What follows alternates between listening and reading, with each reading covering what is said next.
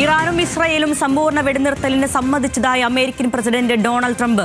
6 മണിക്കൂറിനുള്ളിൽ വെടിനിർത്തൽ നിലവിൽ വരുമെന്നും ട്രംപിന്റെ പ്രഖ്യാപനം. അതേസമയം ട്രംപിന്റെ അവകാശവാദത്തോട് പ്രതികരിക്കാതെ ഇറാനും ഇസ്രായേലും ഖത്തറിലെ അമേരിക്കൻ സൈനിക താവളത്തിന് നേരെ ആക്രമണം നടത്തിയതിന് പിന്നാലെ നിലപാട് വ്യക്തമാക്കി ഇറാൻ. അമേരിക്കയ്ക്കുള്ള തിരിച്ചടി മാത്രമായിരുന്നു ലക്ഷ്യമെന്ന് ഇറാന്റെ വിശദീകരണം. ഇന്റർനാഷണൽ ഡെസ്കിൽ നിന്ന് അനീഷ് ചെറുവള്ളിയാണ് വിവരങ്ങളുമായി ചേരുന്നത്. അനീഷ്, ഈ ഇറാന്റെ ഇന്നലത്തെ ഒരു ആക്രമണം കഴിഞ്ഞ മണിക്കൂറുകൾ നടന്ന സംഭവം അത് പശ്ചിമേഷ്യയിലെ വലിയൊരു കൂടുതൽ ഈ സംഘർഷം വ്യാപിക്കുന്ന തരത്തിലേക്കാണ് കാര്യങ്ങളെ എത്തിച്ചിരിക്കുന്നത്. 6 മണിക്കൂറിനുള്ളിൽ വെടിനിർത്തൽ ഉണ്ടാകുമെന്ന ട്രംപിന്റെ പ്രഖ്യാപനത്തോട് ഇറാനും ഇസ്രായേലും പ്രതികരിച്ചിട്ടുമില്ല. ആദ്യം ഇറാൻ നടത്തിയ ഈ ആക്രമണത്തെക്കുറിച്ച് വിശദീകരിക്കാം. അരുണ്യ, ഇന്നലെ രാത്രിയാണ് ഇറാൻ ഖത്തറിലെ വ്യോമത്താവളങ്ങൾക്ക് നേരെ, അമേരിക്കയുടെ വ്യോമത്താവളങ്ങൾക്ക് നേരെ ആക്രമണം നടത്തുന്നത്. നമുക്കറിയാം, കഴിഞ്ഞ ഞായറാഴ്ച ഇറാൻ്റെ ആണവ കേന്ദ്രങ്ങൾക്ക്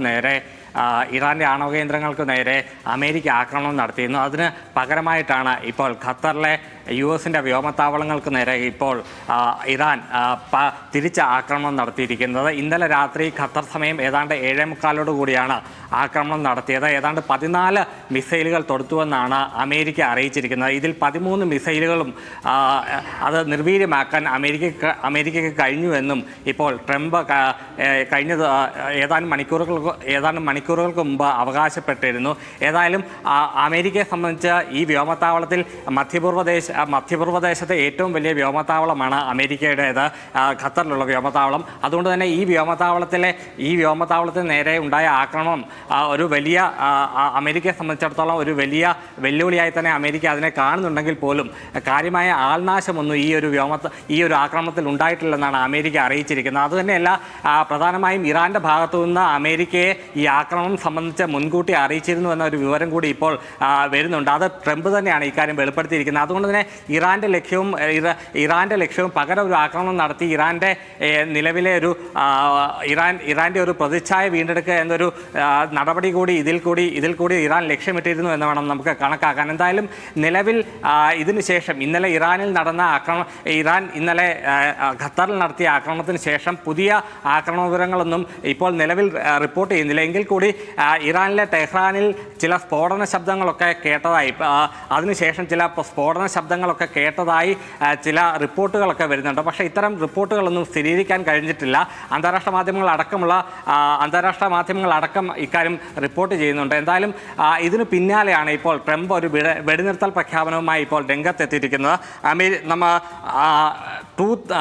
ട്രംപിൻ്റെ സ്വന്തം സമൂഹ മാധ്യമത്തിലൂടെയാണ് ഇപ്പോൾ ഇത്തരത്തിലൊരു അവകാശവാദം ട്രംപ് ഉന്നയിച്ചിരിക്കുന്നത്. ഇറാനും ഇസ്രായേലും വെടിനിർത്തലിന് സമ്മതിച്ചതായി ട്രംപ് അവകാശപ്പെടുന്നു. ഏതാണ്ട് 12 മുതൽ 24 മണിക്കൂറിനുള്ളിൽ ഈ വെടിനിർത്തൽ പ്രാബല്യത്തിൽ വരുമെന്നാണ് ഇപ്പോൾ ട്രംപ് പറയുന്നത്. ഈ വെടിനിർത്തലിന് സംബന്ധിച്ച് ഇരു രാജ്യങ്ങളെയും ട്രംപ് അഭിനന്ദിക്കുകയും ചെയ്തിട്ടുണ്ട്. എങ്കിൽ പോലും ഈ കാര്യത്തിൽ ഇറാനോ ഇസ്രായേലോ ഒരു ഔദ്യോഗിക പ്രതികരണം നടത്തിയിട്ടില്ല. അതേസമയം ഇറാനിലെ ഔദ്യോഗിക മാധ്യമം ട്രംപിൻ്റെ അവകാശവാദം സംബന്ധിച്ച് ട്രംപിൻ്റെ അവകാശവാദം സംബന്ധിച്ച് ചില റിപ്പോർട്ട് ഈ പറയുന്ന ഇറാൻ്റെ ഔദ്യോഗിക മാധ്യമത്തിലൊക്കെ വന്നിട്ടുണ്ട്. എങ്കിൽ കൂടി ഇറാൻ ഇക്കാര്യത്തിൽ ഔദ്യോഗിക പ്രതികരണം നടത്താൻ ഇതുവരെ തയ്യാറായിട്ടില്ല. ഇസ്രായേലും പ്രതികരിച്ചിട്ടില്ല. എങ്കിൽ കൂടി ഇക്കാര്യത്തിൽ ഖത്തർ ഒരു സുഹൃത്ത് രാജ്യമാണ്. ഇറാനെ സംബന്ധിച്ചിടത്തോളം ഒരു സുഹൃത്ത് രാജ്യമാണ്. ആ ഖത്തർ പ്രധാനമന്ത്രി ഈ ഇറാൻ അധികൃതരുമായി സംസാരിച്ചിരുന്നുവെന്നും ഇറാൻ്റെ വെടിനിർത്തലിന് ഇറാൻ്റെ സമ്മതം വാങ്ങിയെന്നുമാണ് ഇപ്പോൾ ഖത്തർ പറയുന്നത്. ഖത്തർ പ്രധാനമന്ത്രി ഡൊണാൾഡ് ട്രംപുമായി സംസാരിക്കുകയും ചെയ്തിരുന്നു. എന്തായാലും ഇറാനും ഇസ്രായേലും വെടിനിർത്തൽ കരാറിന് സമ്മതിച്ചു എന്നുള്ള വിവരമാണ് അമേരിക്ക പങ്കുവെക്കുന്നത്. ഇരു രാജ്യങ്ങളും ഇക്കാര്യത്തിലൊരു സ്ഥിരീകരണം നൽകുന്നില്ലെങ്കിൽ പോലും, പക്ഷേ അപ്പോഴും ഈ പറയുന്ന വലിയ രീതിയിലുള്ള സംഘർഷാവസ്ഥയ്ക്ക് അയവ് വന്നുവെന്ന ഈ ഘട്ടത്തിൽ നമുക്ക് കണക്കാക്കാൻ കഴിയില്ല. കാരണം ഇരു രാജ്യങ്ങളും വെടിനിർത്തൽ ഔദ്യോഗികമായി പ്രഖ്യാപിച്ച് അവർ തമ്മിൽ ധാരണയിൽ എത്തേണ്ടതുണ്ട്. ഇരു രാജ്യങ്ങളെയും അധികൃതർ അക്കാര്യം വ്യക്തമാക്കുകയും ചെയ്യേണ്ടതുണ്ട്. അരുണ്യ, അനീഷ്, ഖത്തർ മാത്രമല്ല ഈജിപ്തായാലും UAE-യിലും സൗദി, ബഹ്റൈൻ തുടങ്ങിയ രാജ്യങ്ങളിലൊക്കെ തന്നെ അമേരിക്കയുടെ വലിയ സൈനിക ശക്തി കേന്ദ്രങ്ങളുടെ അവിടെയെല്ലാം ബേസുകളുണ്ട്, സൈനികരെല്ലാം ഉണ്ട്.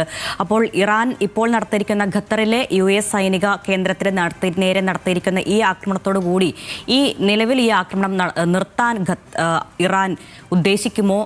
ഒരു തുടർന്നുള്ള ഇപ്പോൾ ഖമേനിയുടെ പ്രതികരണമൊക്കെ കേൾക്കുമ്പോൾ നമുക്ക് മനസ്സിലാകുന്നത് അമേരിക്കയെ ഉദ്ദേശിച്ചുള്ളതാണ്, ഖത്തറിനെ അല്ല. അങ്ങനെയെങ്കിൽ ഇതൊരു പ്രതീകാത്മക സ്ട്രൈക്കായിട്ട് കൂടി ഇതിനെ കാണാമല്ലോ. നമുക്ക് ഈ ആക്രമണത്തെക്കുറിച്ച് നമുക്ക് മനസ്സിലാക്കാൻ കഴിയുന്ന ഒരു കാര്യം, ഇറാനെ സംബന്ധിച്ചിടത്തോളം അമേരിക്കയുടെ ആക്രമണം ഇറാനെ സംബന്ധിച്ചിടത്തോളം അവരൊരു പ്രതിച്ഛായയ്ക്ക് മങ്ങലേൽപ്പിച്ചിട്ടുണ്ട്. അതുകൊണ്ട് തന്നെ ആ പ്രതിച്ഛായ വീണ്ടെടുക്കാനുള്ള ഒരു ആക്രമണമായി വേണം നമുക്ക് ഇതിനെ കാണാൻ. കാരണം അവർ പ്രധാനമായും അമേരിക്കയ്ക്ക് മുന്നറിയിപ്പ് നൽകിയിരുന്നു എന്നാണ് ട്രംപ് അവകാശപ്പെടുന്നത്. ആ അവകാശവാദം മുഖവിലക്കെടുക്കുകയാണെങ്കിൽ ഏതാണ്ട് കാര്യമായ അമേരിക്കയ്ക്കോ അല്ലെങ്കിൽ ഈ പറയുന്ന അവിടുത്തെ ജനവാസ മേഖലകളിലോ കാര്യമായ നാശനഷ്ടങ്ങൾ ഉണ്ടാക്കാൻ ഇറാൻ ശ്രമിച്ചിരുന്നില്ല എന്ന് വേണം നമുക്ക് ഇതിൽ നിന്ന് മനസ്സിലാക്കാൻ. എന്തായാലും ഒരു പ്രത്യേകിച്ച് ആക്രമിക്കാൻ പോകുന്ന രാജ്യത്തെ അവർ സൈനിക വിമാനത്താവളത്തെയാണ് ഇറാൻ ആക്രമിക്കാൻ ശ്രമിച്ചത്. അതിന് മുൻപ് തന്നെ US-നെ ഈ വിവരം അറിയിച്ചിരുന്നു എന്നുള്ള ഒരു കാര്യം ഏറെ പ്രാധാന്യത്തോടെ കാണണമെന്നാണ് ഈ ഘട്ടത്തിൽ നമുക്ക് ചൂണ്ടിക്കാണിക്കാൻ കഴിയുക. കാരണം അവർക്ക് വലിയ രീതിയിൽ അമേരിക്കയുമായി തുടർന്ന ഒരു യുദ്ധം പൂർണ്ണമായ യുദ്ധത്തിലേക്ക് ഇപ്പം നിലവിലുള്ള സംഘർഷം ഒരു പൂർണ്ണ യുദ്ധത്തിലേക്ക് വഴിമാറാൻ ഇറാനോ അമേരിക്ക ഈ ഘട്ടത്തിൽ താല്പര്യപ്പെടുന്നില്ല എന്ന് വേണം നമുക്ക് മനസ്സിലാക്കാൻ. അതുതന്നെയാണ് ഇതിന് പിന്നാലെ തന്നെ US പ്രസിഡന്റ് ഡൊണാൾഡ് ട്രംപ് പറഞ്ഞത്. ഈ പറയുന്ന ഇറാൻ മുൻകൂട്ടി അറിയിച്ചു, ആക്രമണ വിവരം മുൻകൂട്ടി അറിയിച്ചു എന്ന് പറയുകയും ഒപ്പം തന്നെ അതിന് ഇറാനോട് നന്ദി അറിയിക്കുകയും ചെയ്തിരുന്നു. ഇത് തന്നെ ട്രംപിൻ്റെ ഒരു സംഘർഷത്തിൽ അയവ് വരുത്താൻ ട്രംപ് താല്പര്യപ്പെടുന്നു എന്നുള്ള സൂചന കൂടിയാണ് ഇത്. ഒപ്പം തന്നെ ഇറാൻ്റെ നടപടിയെ ആ രീതിയിൽ വേണം കാണാൻ. ഒപ്പം തന്നെ പ്രധാനപ്പെട്ട ഒരു കാര്യം ഇതിനോടൊപ്പം നമുക്ക് പറയാൻ കഴിയുക, ഞായറാഴ്ച ഇറാനിലെ 3 ആണവ കേന്ദ്രങ്ങൾക്ക് നേരെ മാത്രമാണ് അമേരിക്ക ആക്രമണം നടത്തിയത്. പ്രധാനമായും അമേരിക്കയെ സംബന്ധിച്ചിടത്തോളം ഒരു പൂർണ്ണ യുദ്ധത്തിലേക്ക് അവർക്ക് പോകാൻ താല്പര്യമുണ്ടായിരുന്നെങ്കിൽ ആദ്യം തന്നെ അവർ ഇറാൻ്റെ സൈനിക ശക്തിയെയും ഒപ്പം തന്നെ ആയുധ സംഭരണ കേന്ദ്രങ്ങളെ വേണമായിരുന്നു ആക്രമിക്കാൻ. കാരണം ഇറാനെ സംബന്ധിച്ചിടത്തോളം അമേരിക്കയുടെ ആക്രമണത്തിന് പിന്നാലെ ഒരു തിരിച്ചടി നൽകാൻ ഇറാൻ മുതിർന്നാൽ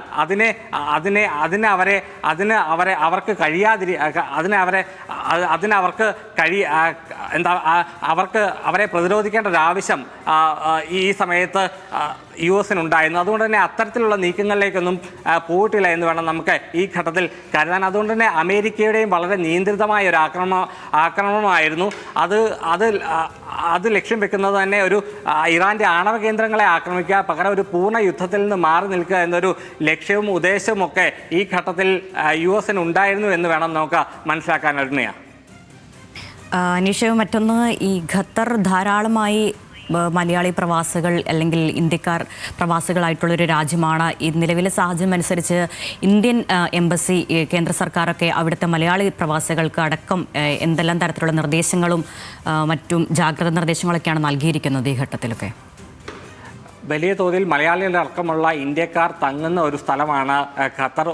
നമുക്കറിയാം, ആക്രമണത്തിന് പിന്നാലെ തന്നെ ഇന്ത്യൻ അധികൃതർ ഖത്തറിലെ ഇന്ത്യക്കാർക്ക് സുരക്ഷാ നിർദ്ദേശം കൈമാറിയിരുന്നു. നിലവിൽ സുരക്ഷിതമായി നിൽക്കുന്ന സ്ഥലങ്ങളിൽ തന്നെ തുടരുക, പുറത്തേക്ക് ഇറങ്ങാൻ ശ്രമിക്കരുത് ഉൾപ്പെടെയുള്ള നിർദ്ദേശങ്ങളാണ് ഇപ്പോൾ നൽകിയിരിക്കുന്നത്. പ്രധാനമായും ഇന്ത്യയെ സംബന്ധിച്ചിടത്തോളം ഖത്തറിലേക്കുൾപ്പെടെ ഗൾഫ് മേഖലയിലേക്ക് വലിയ രീതിയിൽ വിമാന സർവീസുള്ള രാജ്യമാണ് ഇന്ത്യ. അതുകൊണ്ട് തന്നെ ഇപ്പോൾ എയർ ഇന്ത്യയുടെ എല്ലാ സർവീസുകളും റദ്ദാക്കിയതായി ഇന്നലെ കഴിഞ്ഞ ദിവസം രാത്രി അറിയിപ്പ് എത്തിയിരുന്നു. പല വിമാനങ്ങളും വഴിതിരിച്ചു വിടുകയോ അല്ലെങ്കിൽ ഗൾഫ് മേഖലയിലേക്ക് പോയ പല വിമാനങ്ങളും തിരിച്ചു വരികയോ ചെയ്തിട്ടുണ്ട്. അത് ഇന്ത്യയെ സംബന്ധിച്ചിടത്തോളം ഗൾഫ് മേഖലയിലേക്ക് അവധിക്കുമൊക്കെ എത്തിയ ശേഷം മടങ്ങുന്ന ഇന്ത്യക്കാരെയും കേരളീയരടക്കമുള്ള ആളുകളെയൊക്കെ വലിയ രീതിയിൽ അത് ബാധിക്കും. ഇപ്പോൾ തന്നെ നമുക്കറിയാം, കൊച്ചി വിമാനത്താവളത്തിൽ വലിയ രീതിയിൽ ഒരു തിരക്ക് അനുഭവപ്പെടുന്നു എന്നുള്ള ഒരു വിവരവും ഈ ഘട്ടത്തിൽ ലഭിക്കുന്നുണ്ട്. കാരണം പല വിമാനങ്ങളും റദ്ദാക്കി എന്നുള്ള വിവരമാണ് ഇപ്പോൾ ലഭിക്കുന്നത്. എന്തായാലും ഇത്തരം ചില പ്രശ്നങ്ങൾ ഈ പശ്ചിമ മേഖലയിലെ ഇപ്പോൾ സംഘർഷവുമായി ബന്ധപ്പെട്ട ഇന്ത്യയിലും ഉണ്ടാകുന്നുണ്ടെന്നൊരു വിവരം ഈ ഘട്ടത്തിൽ വരുന്നുണ്ടായിരുന്നു.